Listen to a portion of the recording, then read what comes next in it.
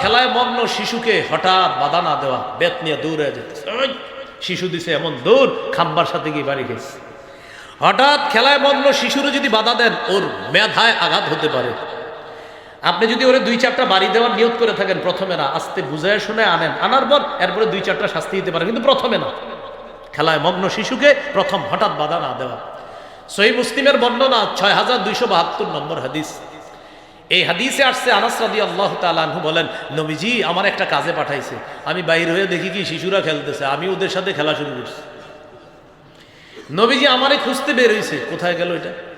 আমি ছোট মানুষ ছিলাম, নবী খুঁজতে খুঁজতে আয়েশা দেখে, ওয়ানা আলামু মাল গিলমান, আমি বাচ্চাদের সাথে খেলতেছি।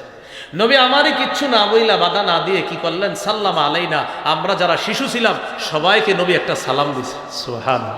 দেখছেন নবীর সুন্নত শিখাই কি আমরা করি কি? নবী সবাই একটা সালাম দিছে, তো শিশুরা সবাই চুপ হয়ে গেছে। নবী আস্তে ধীরে হযরতে আনাসকে আনলেন, আনার পর তোমার একটা কাজে পাঠাইছি, যাও নাই? নবীজি তখন তাকে ওই কাজে পাঠাইলেন, বুঝায় শোনা কাজে পাঠাইলেন। দেখছেন নববী পদ্ধতি কি, নববী তরবিয়ত, এটাকে বলে নববী তরবিয়ত, নববী লালন পালন।